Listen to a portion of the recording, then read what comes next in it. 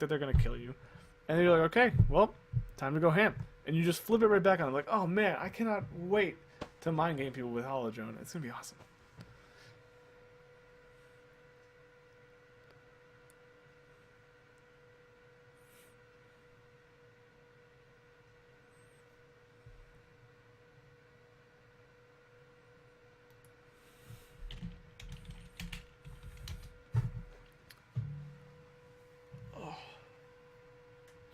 Apparently, I missed a Hearthstone thing. Yeah, that's what Holodrone does. It lets you control your decoy, and it now does. I don't think it's full damage. I think it's a percentage of damage.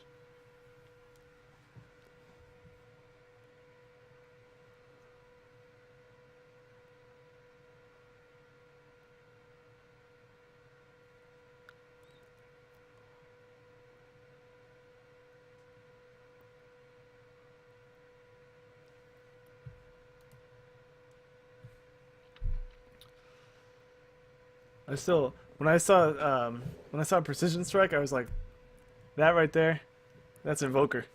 We have Invoker in this game. Okay, I'm down with this.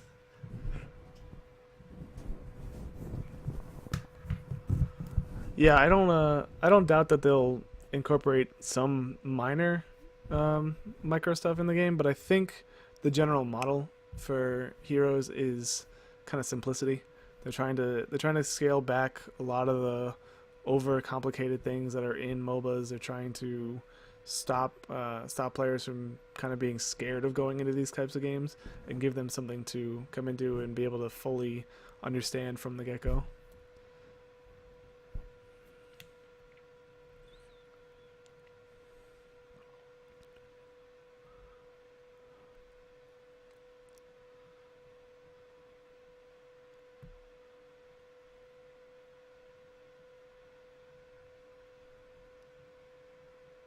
Yeah, I think them having a full micro, at least for the holo decoy, would be kind of like a must have. It's I mean, there's no point in specking into that ability if you can't go like full micro. Um, I guess does it work like I guess Holodrome probably works right now the way that Abathur does, where he just sort of like stands still and takes control of something else. No, what I'm saying, Avengers, if you take this right here, if you take the oh god, it highlighted everything. If you take this ability, you can control your decoy and it does damage.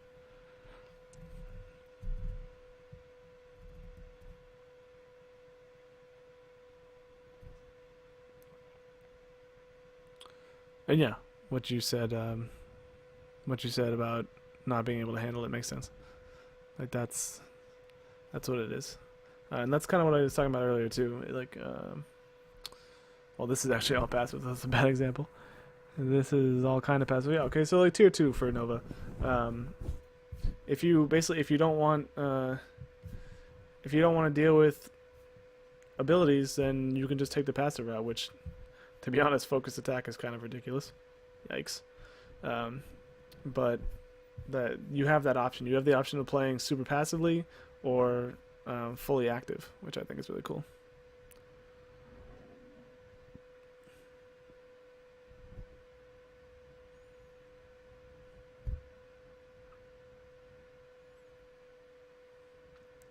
Yeah, I thought when Abathur first came out that the way that he worked with his summoning like ghouls or whatever or zerglings to the lanes, I thought that you'd be able to at least like micro them a little bit or do something with them, but obviously that turned out not to be the case.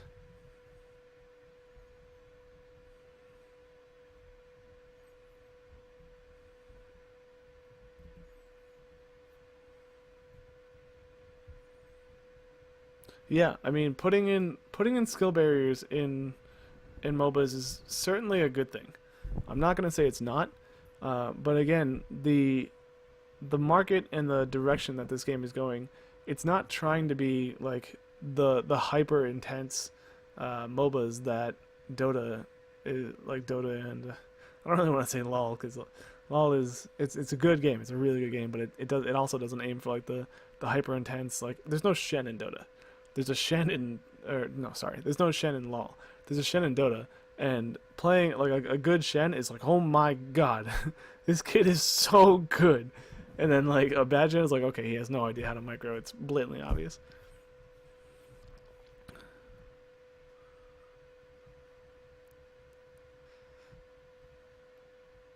Yeah, I think. I mean, if Abathur could have used himself while he's controlling people, but even at the same time, his skill set really wouldn't have let him do all that much.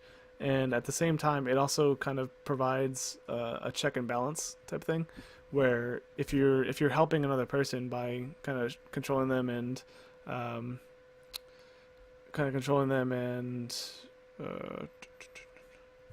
what am I saying? Oh, controlling them, shielding them, and doing damage from them, moving at the same time, just in placing your spores down, just doesn't seem very balanced to me.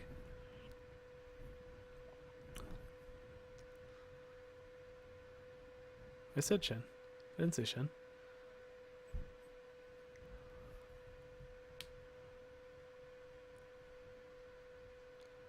I know there's a Shen in all, but I said Chen.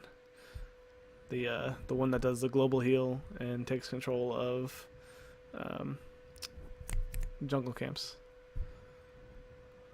Y'all motherfuckers can't hear shit.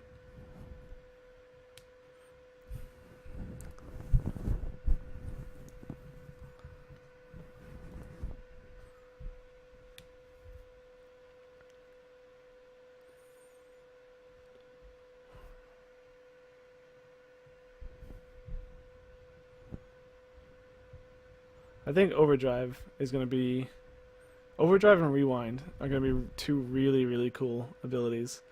Like that's a serious decision to take. That's true. Meepo's pretty ridiculous. I've always thought Meepo was basically broken. Like Meepo's crazy. It's just so good. Net. You're dead.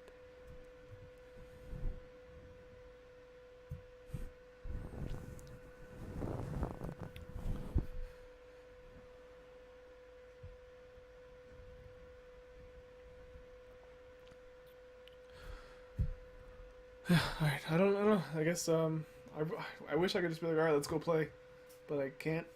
Not yet, at least.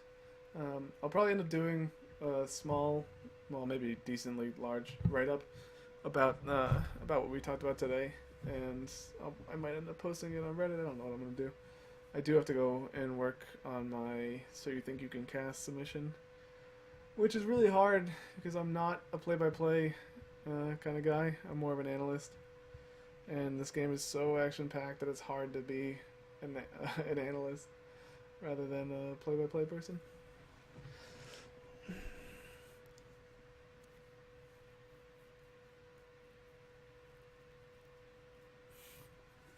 Yeah, Meepo is. Yeah, oh man, I don't even want to talk. Meepo just puts me in a bad mood when I think about him. He's so good. Ugh. I don't know, I might. I'm also thinking about making this kind of maybe a weekly thing, depending on how many people we can get. I would like to jump in with another group and talk about this stuff. It's always fun to have co-casters and talk about this. It's hard to sit here and talk for an hour, but whatever. More Avatar heroes. That'd be cool. I would like to see more specialists, but at the same time, it kind of takes away from the special stuff. Oh, all right, yeah. Well, let's talk about heroes. Some people have been talking about Garrosh. If you guys watched, oh man, I just blanked really hard. Town Hall, help! What is the name of that cast? Oh my god, Town Hall. Okay, it is. Yeah, on Town Hall they talked about Garrosh and what they were going to be doing for potential new heroes, and the way they talked about him. I thought it was cool. It was a good idea. I really want to see, and Garrosh would be the one for me to do this, but I want to see characters that use abilities and switch to change up their abilities. So like I don't know how many of you have played MOP or have an idea of the way that the Garrosh encounter works in World of Warcraft right now. But basically, he gets all infested with the essence of Yasaj, which is an old god, so he gets all these like crazy powers. And he goes through certain phases where, like, the first phase, he's pretty normal, like he doesn't do anything crazy. He throws down desecrated weapons, but that's whatever. And then as he goes farther and farther in the fight, he gets like stronger because he gets more essence into him. And he goes like, he's all beefy and stuff. And so what I want to see is, like, I want to see a character that has normal abilities, and then when they hit their ult, those abilities get empowered, or something like the I don't know how many of you play Brawl Plus, but the or rather Project Melee, the way that Ness works, Jesus, my mind, the way that Lucas works right now in Melee, where you can charge up, so basically you use your ult to charge up a spell, and then you use that charge on a thing. So like, say your Q was just like a cleave, it would either cleave further or it would just do more damage in a tighter range or something like that. And say your W was like a dash, and instead now it can go farther, and it can also hit someone and stun them if you empower it, stuff like that.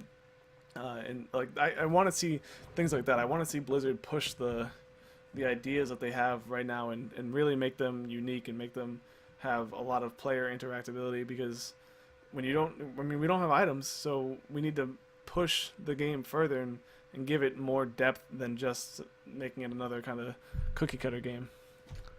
So that's my thought on that.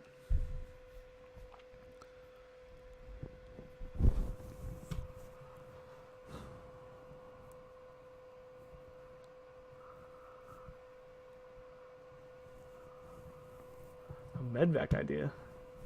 That would be interesting. I think Blizzard's trying to move away from the flying stuff, though. they've kind of nixed that idea. I don't think there's a hero like that in the game right now, Trainwreck. But there's certainly enough characters in Blizzard lore that do that. Yeah, I think the tier 7 talents definitely need a revamp. I can see a couple of people taking Fury of the Storm, but pretty much everybody I would imagine is going to take Bolt of the Storm. Like, it's just it's so good.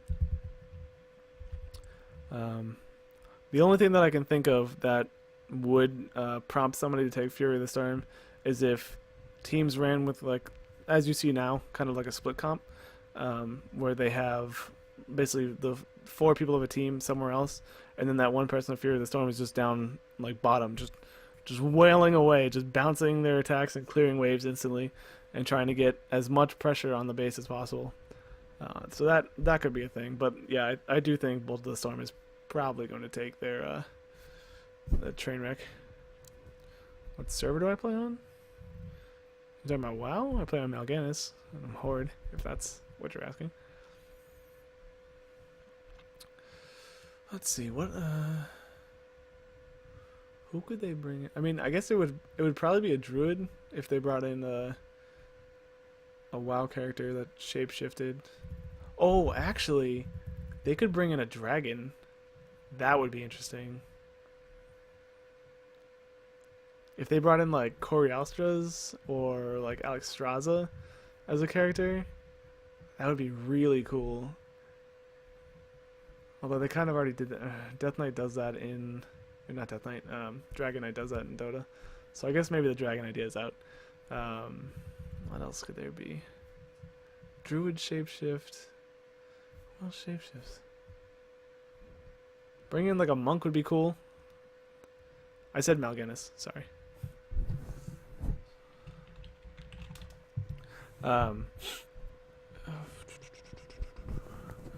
Yeah. What could they do? I don't know.